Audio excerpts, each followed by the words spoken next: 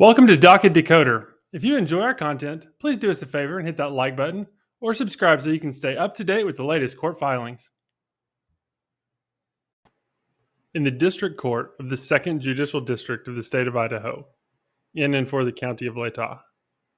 Declaration of Gabrielle Vargas. 1. I, Gabrielle Vargas, am an adult over the age of 18, and I have personal knowledge of the facts set forth in this declaration. 2.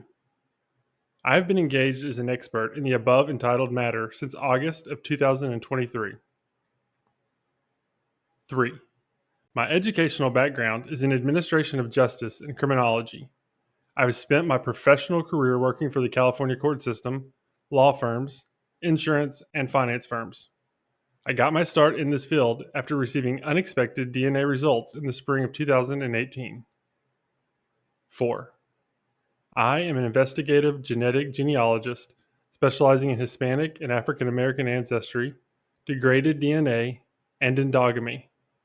I founded DNA ID and have run the business since the spring of 2020. Prior to my own company, I spent several years doing investigative genetic genealogy for other companies, such as the DNA Doe Project and Identifiers International. 5.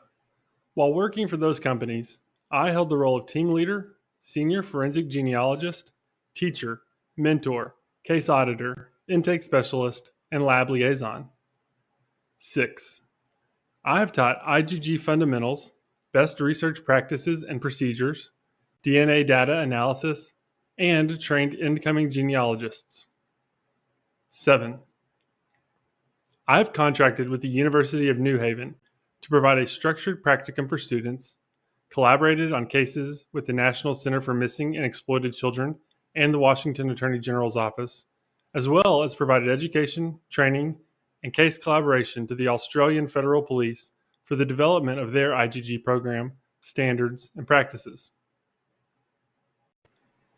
8.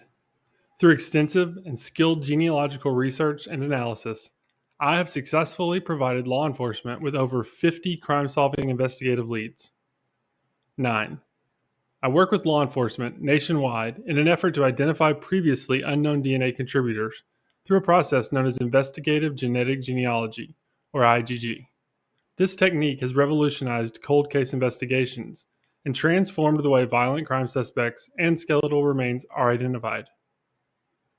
10. The sole focus of the traditional law enforcement databases, like CODIS, is to compare crime scene DNA against the genetic profiles for those who are known offenders with prior convictions. This process only utilizes 20 genetic markers and therefore limits the power of DNA analysis, which can and does lead to cases going cold. Investigative genetic genealogy combines advanced DNA testing with traditional genealogy research in an effort to identify a previously unknown DNA contributor in a family tree. 11. The DOJ recommends that law enforcement seek out investigative genetic genealogy services only after all other investigative methods have been exhausted. It is widely known within my industry that many agencies use this technique as the first and only method. 12. The IGG process starts when law enforcement agencies reach out to genealogists seeking collaboration on a case and then contract with the individual for services. 13.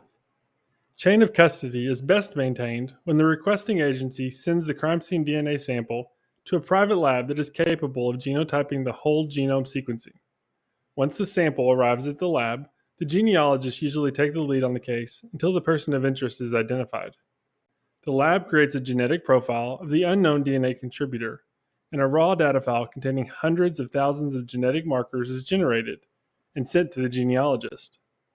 This file is then uploaded to the public direct-to-consumer DNA databases GEDmatch and Family Tree DNA, where autosomal comparisons are made between the subject and thousands of individuals who have voluntarily contributed their DNA profiles to the databases and opted into law enforcement matching. A list of matches who are biologically related to the subject is displayed with some identifying information and the amount of DNA shared between the individuals. Tools within the database allow for further analysis of the DNA data and the ability to predict the most likely relationship between the match and the unknown DNA contributor. In-depth research on family history, structure, and DNA data alignment is conducted, and family trees for each match are built back and then forward in time. These trees are analyzed by the genealogist for common ancestors, surnames, locations, and any other significant clues that provide insight into identifying the person of interest. Throughout the process, other tools can be used to further analyze Y-DNA and mtDNA, ethnicity, one-to-one, and multiple kit comparisons, triangulation, and chromosome segments. 14. These database tools have known loopholes that allow a genealogist to see matches that have explicitly declined to participate in law enforcement matching. This is not a glitch in the programming causing this by accident. It is a standard feature within the tools that essentially tricks the system into displaying all matches as opposed to only those who have consented to law enforcement matching. This is not a loophole, nor is it something you will stumble upon. Using the tool this way requires effort and knowledge. 15. Databases for law enforcement cases require a fee be paid in order to upload the genetic profile. This is not the same for consumers who are not charged. Many in the field have been known to upload to these sites as a regular consumer to avoid paying the associated fees and to bypass having opted out matches. In addition, some databases restrict law enforcement uploading cases. However, that has not prevented it from happening. 16. I am aware that law enforcement has obtained results in ways prohibited by the terms of use and prohibited by their own policies. Dated the 17th day of August, 2023. Gabriella Vargas.